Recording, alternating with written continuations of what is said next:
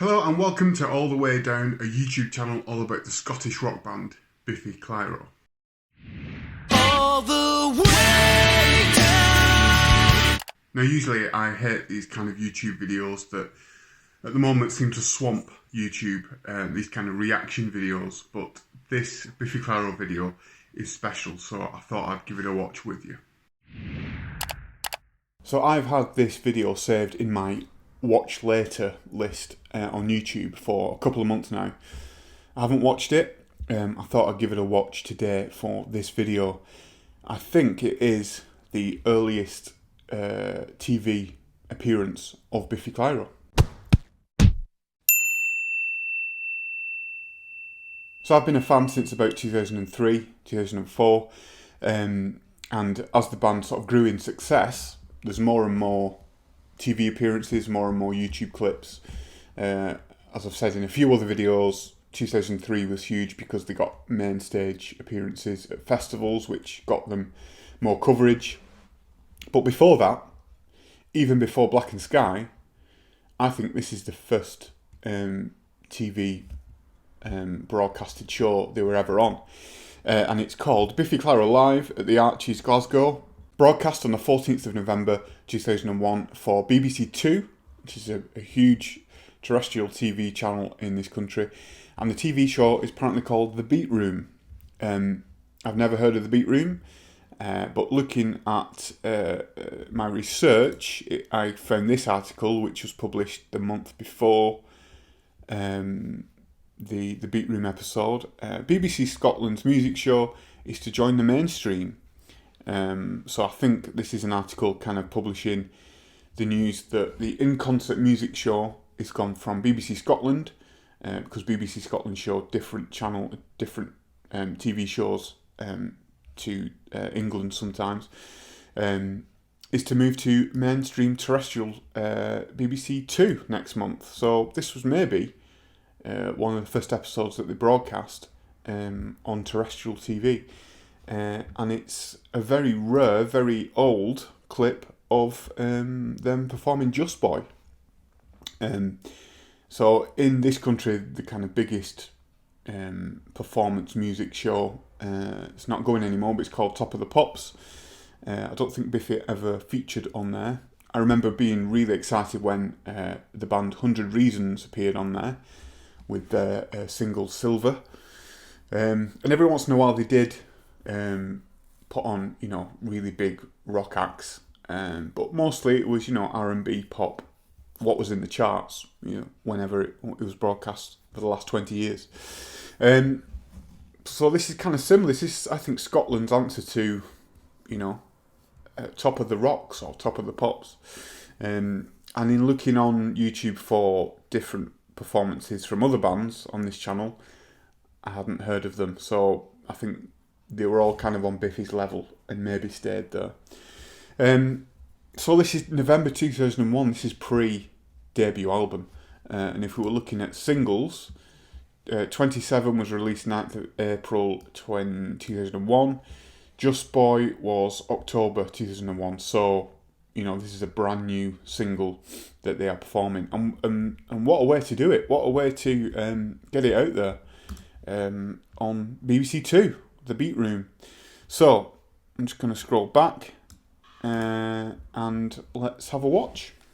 One thing to point out straight away is the studded belt and the chain, which was a big thing back then. Let me go to full screen. Yeah, studded belt, low slung jeans, chain. It's basically 2001. Like, this is where we are.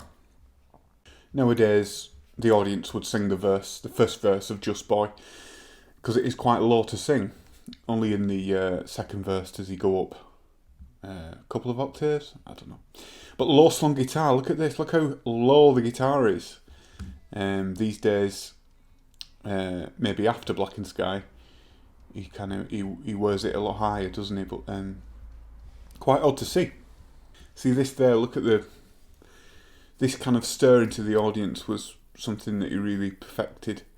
His stage persona is kind of the way he would hold himself on stage was really kind of fascinating, and still is, I think. He kind of played early on like it was the band against the world. And when I first saw them in Manchester, it really did feel like they were kind of battling out with us. I think it's in production here, that kind of gaze into the audience. Very respectful audience, isn't it? Just stood and nodding slightly. On Top of the Pops, I do remember watching a documentary, and the audience were kind of encouraged to dance and move along and move around and really enjoy it and hopefully sing the lyrics if they knew them. But this, you can tell, it really does have this feel of a club. This is obviously the Arches, maybe it's like an underground railway thing. Underground dingy club venue. And it does have this sort of feel that it's an audience just watching the support act quite respectfully. It sounds so tight. I love it. This is one of my favourite songs from Black and Sky. It's great. Great singing from Ben again. You know, the early days, they must have had a conversation about who was going to be the lead singer. I mean, Ben, in with a great shout, surely, of being the lead singer. I'd say he's got a stronger voice than Si, but there's not. The camera really doesn't focus on James much. It's really flitting between Si and Ben here, but I really like James wearing his kind of lanyard and his pass down by his feet. It really does feel like they've just thrown a load of camera people in to a dingy club and caught what's going on. It's a great idea. I can't get used to that low guitar. It looks weird. And they're wearing shirts, which is weirder.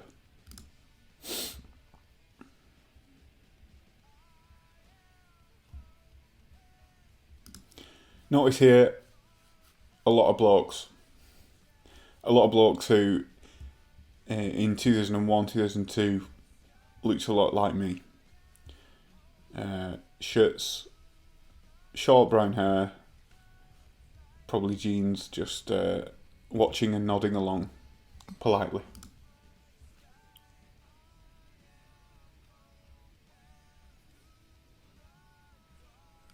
So let's go back. Yeah, I kind of look like these two put together when I was 17. That's quite odd. Si with no beard as well. We're really going back here. Shirt on, low slung guitar, no beard, relatively short hair for Si. This is what it was like when you were in Biffy Clyro in 2001. Hey! We've got a slight close-up of James. How novel is that? And he looks like he's having fun. This takes me back. This is very retro to see him wearing a sweatband. His vocals are so tight. Not necessarily harmonies, not necessarily tightest, but where they all come in at the same time, really good. You can tell they're quite well rehearsed.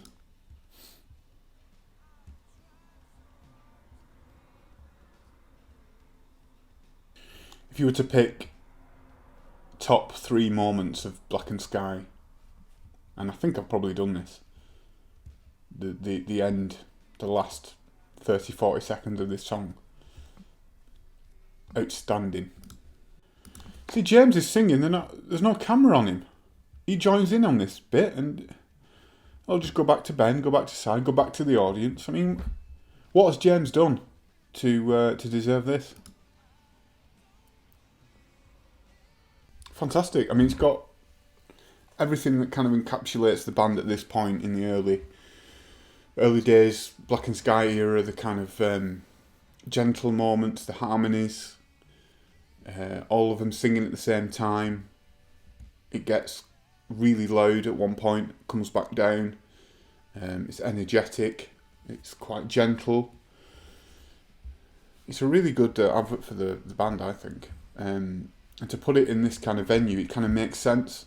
I think if you put them on kind of a sterile stage, and you could make it look quite fake and not quite right. But in this setting, this kind of underground rock venue, it's exactly what the gigs they were playing. I think probably the same kind of capacities, so, supporting different bands around the UK, and I think they've caught the band at a good point here, because they've got a couple of strong singles under the belt. That was one of the first songs I ever wrote and thought that was quite good. I discovered bands like Far and Mineral. I don't think we're going to see Biffy in a venue like this ever again, unless it's for super exclusive charity performance or something. And I think if you were to play Just Boy nowadays, it would sound quite similar. I think the vocals might be a bit stronger, but it's great to see him at this stage. A lot changes as they go on, but yeah, this is the first ever TV performance from Biffy Clyro, and what a performance it was.